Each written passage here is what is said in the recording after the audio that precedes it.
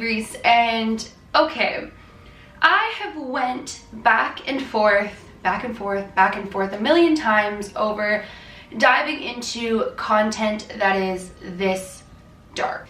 If you guys have been here on my channel for a while, you guys will have remembered that I did a video called The Devil Came for My Uncle, and that was 10,000% a true story. That is 1,000,000% the truth, not exaggerated for views, not exaggerated for entertainment. In fact, I went super back and forth on whether or not I was even going to share that story, and it raised a lot of different questions from you guys and a lot of different thoughts on the subject matter of the selling of a soul and light versus dark, you know, God versus the devil, that type of a thing. I get so many requests. Oh my goodness, I'm like that meme of clapping. I get so many requests every single day of you guys, from you guys, sorry, asking me to talk about selling souls and the devil and if it all is real and if it exists and what would that be like. And so for today's video, that is what I'm going to dive into. I do want to say very, very briefly that if you are somebody who doesn't believe in God, who doesn't believe in the devil, who doesn't have a religion, or perhaps identifies with a different religion, you are completely entitled to your own opinions. Nobody will ever on this channel try to force you to believe anything that you don't. I'm going to be sharing somebody's specific experience that they claim was real with the devil, and if you choose to believe it or if you choose not to believe it, I am leaving that entirely up to you. I personally, as I'm sure you guys can tell by the cross on my neck, believe in God, and if I believe in God, I believe that I must believe in the devil. So I do. I believe that there is light, there is darkness, there is good, there is bad, there is God, there is a devil. You know, it's the same aspect and elements of, if I believe that there are good people, and I do, I believe in good people, I must believe in the contrary, that there are bad people. If I believe in one thing, I can't choose half of what I want to believe. And so for that reason, I do believe in both. With that being said, I truly, to my core, believe in my personal faith that God will time and time again overcome the devil, that good in general will time and time again overcome darkness and bad. My favorite Bible verse is Romans 12:21, which is, do not be overcome by evil, overcome evil by doing good. And that is exactly how I live my life, and that is how I will continue to live my life. You know, there's so much that I could talk about within this subject matter, but I decided for this video to stay a little bit more neutral and to not dive into, you know, the entertainment industry versus the devil and signing of souls and contracts, and rather just dive into the average person who had perhaps dabbled into or reached out to or practiced the selling of their souls. I went and I found somebody's experience that I feel is authentic and true, and I thought that I would share it with you guys and share this person's experience so you guys can better understand how exactly he went about this, but the negative side to it as well. And the final thing that I really, really want to note before getting into this is, when you look into the history of the selling of souls, when you look into the history of, you know, the devil coming for your soul or somebody's soul, there are a lot of wonderful promises made. There are a lot of things that he will promise. My uncle was one. He was approached by the devil, who came across as an incredibly handsome, charming man, and promised him all of these things. But the devil is deceitful, just like darkness is deceitful. And a lot of times there's a twist, or almost every time there's a twist to it, and it's not ever going to be as fabulous, perfect, and incredible as one would hope in the selling of the soul. So let's get into this guy's personal experience, and then we'll kind of talk a little bit more into this entire subject matter. I've always been into dark things, ever since I was a kid. Why? I don't know. Maybe it's what some might refer to as fate. Whatever you call it, it was step 2 into my descent into madness. I'm in my mid-20s now, and I got my first night terror when I was about 3 years old. I haven't stopped getting them. But what makes the ones when I was a small child relevant was that was my first actual memory, and it's a messed up one. The dream consisted of me waking up from a nightmare and trying to go into my parents' room to feel safe again. One problem was that as soon as you left my room, there was a bathroom directly in front of my door. No way to avoid it. In that bathroom, there was a creature that moved in the darkness. It was the darkness. However, it took somewhat of a human form. Funny to say now, but he looked exactly like the neighborhood watch guy. All black silhouette, eyes pitch black as well. He was about 6 feet tall, and he would pick me up by my neck every time I tried to leave the room, close the bathroom door behind me, and choke me. All while putting his finger on his lips, whispering, "Shh." I would wake up screaming, out of breath, and my throat would hurt. Was this really happening? This would occur several times a month, exactly the same day, exactly the same man. As the dreams progressed, he would eventually have a knife on him. The knife would get closer and closer to my neck each night, until one night, it literally touched me. I knew the next time was the last time, and I never got out of bed at night again. It may not sound too terrifying, but trust me, it was. I'm still scared of the dark and have trust issues because of it. I'm not even sure they were dreams because they felt so real, but they had to be, right? Anyway, as my life went on, I became more and more infatuated with what happened to me as a child and why I would have bad dreams. And it led me to black magic, witchcraft, and Satanism, which I dabbled in for a bit.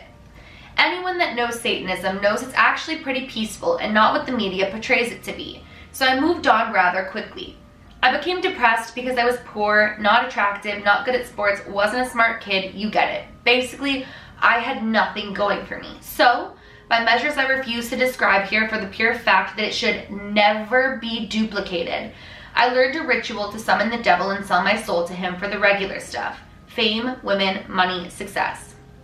The devil had no face.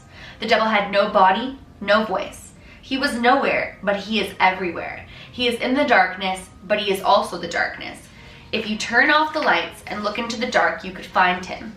He moves throughout it. He looks like a dark, thick mist, but he comes form into any shape if he wants to. And whenever he did, his eyes were always yellow. Always. He doesn't speak. Not out loud, at least. He communicates by talking to you in your head, so it sounds like you're just thinking.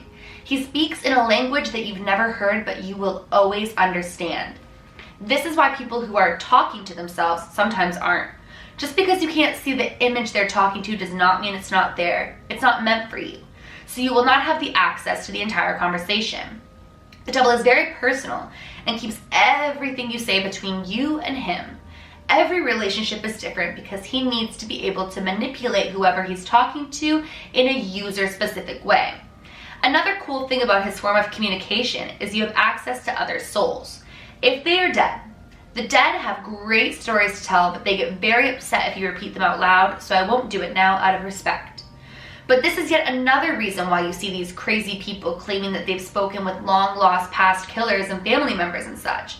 Some may be loony stories, but from experience, I promise you some of them are true.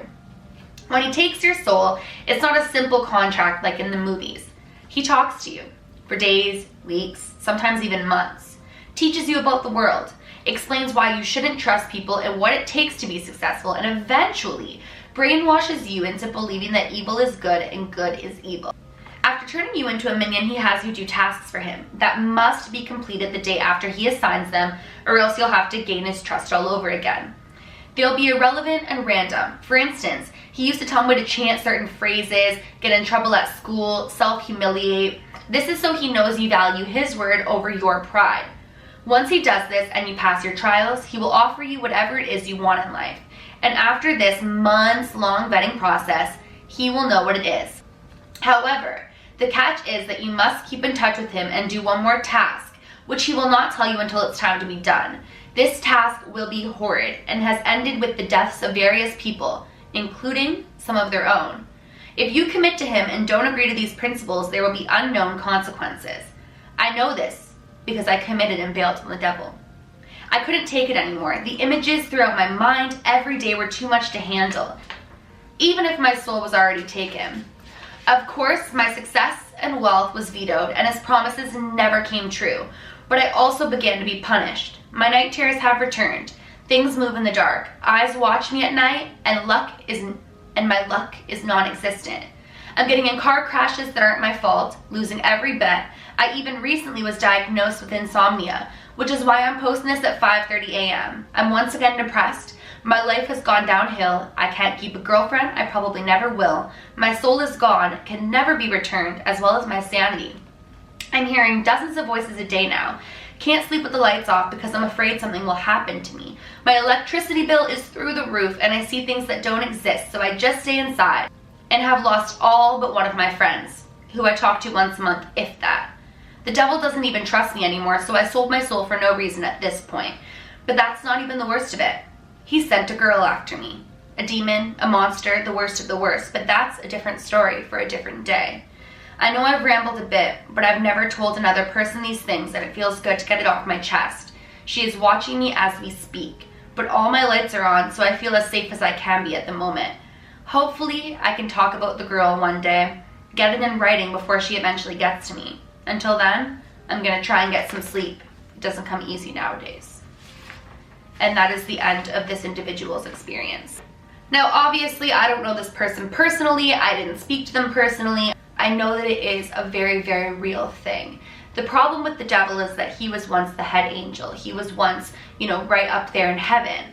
And he knows how to be charming. He knows how to be manipulative. He knows how to make, like he said, the bad sound good. And unfortunately, he tempts you with temptations that sometimes are too hard to pass up.